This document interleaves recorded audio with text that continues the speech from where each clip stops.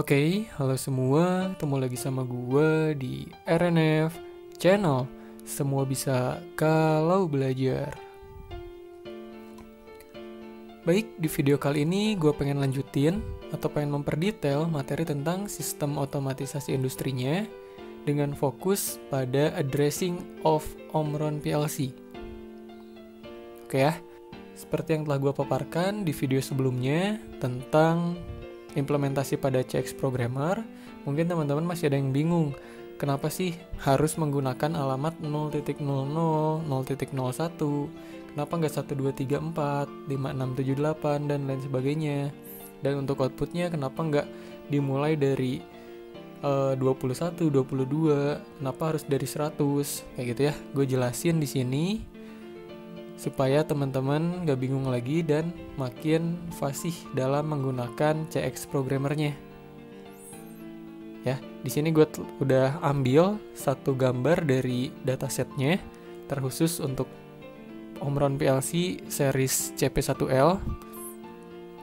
Ya, di sini gue udah lingkarin bagian atas merupakan external inputnya, bagian bawah merupakan external outputnya. Jadi dalam satu PLC dia memiliki port input-output yang gunanya akan disalurkan pada sebuah plan yang teman-teman ingin kendalikan. Misalnya conveyor, berarti outputnya tuh harus dihubungkan kepada kutub positif dan negatif dari conveyor. Atau misalnya ke lampu, berarti harus dihubungkan ke lampu. Kayak gitu ya. Nah, sebetulnya tiap port yang ada di sini tuh memiliki angkanya masing-masing. Yang telah gue sebutkan barusan seperti 0.1 sampai sekian tergantung dari seri PLC-nya itu sendiri. Kalau yang ada di lab, biasanya kita pakai CP1L M30DR A dan CP1L M30DR B. Kok B lagi? D. Ya, kira-kira bedanya apa?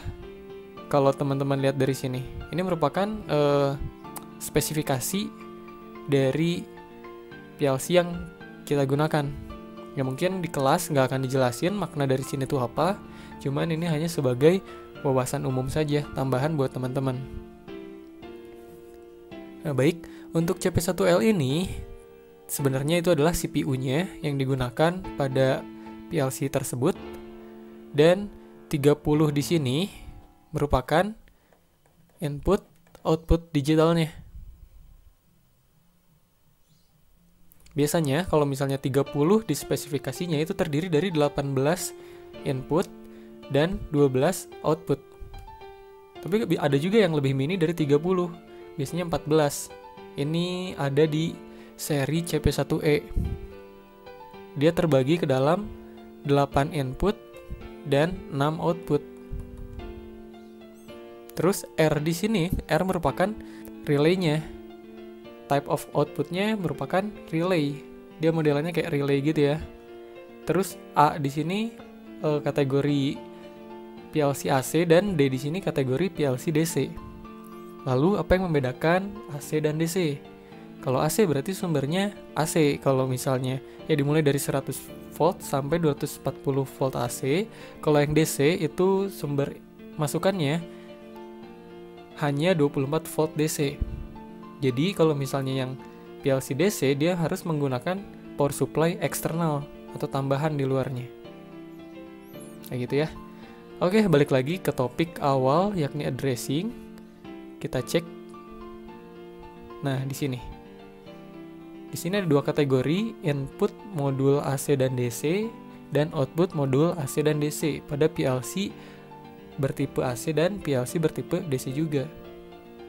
Nah, di sini untuk alamat detailnya, seperti yang gue bilang, spesifikasi yang ada di lab itu 30 input dan output.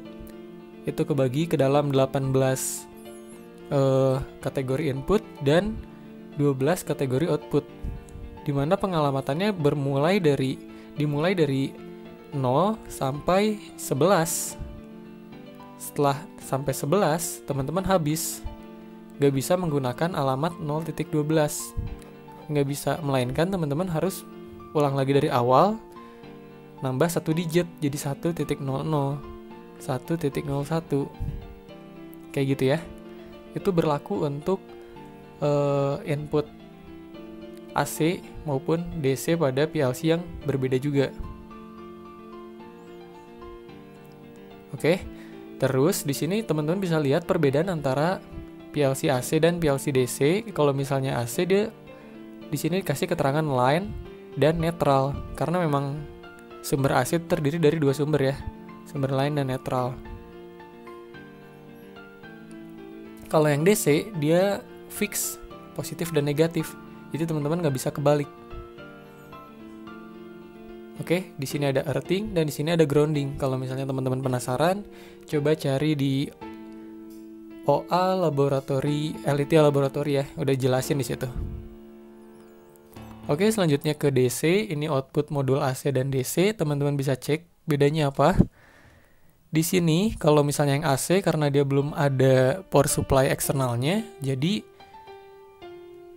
pada pin outputnya dia ditentukan positif dan negatifnya. Kecuali kalau yang DC dia not connected, langsung menggunakan power supply eksternal. Terus satu hal lagi, di sini commonnya untuk bersama antara 0 sampai 11 dan balik lagi ke 5 ya, sampai seluruh inputnya commonnya 1.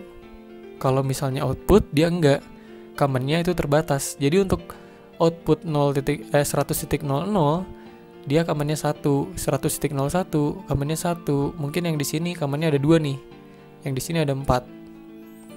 Oke. Ini yang perlu teman-teman ketahuin, untuk output awalannya selalu mulai dari 100 titik.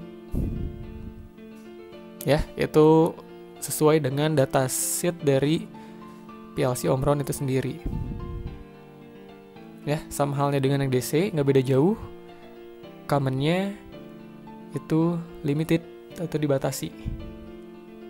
Oke, itulah pengalamatan. Semoga teman-teman bisa mengimplementasikannya pada CX Programmer. Dari gue sekian. Di next video kita akan balik lagi ke software CX Programmer dan kita mulai masuk ke ladder diagram lagi. Oke, wassalamualaikum.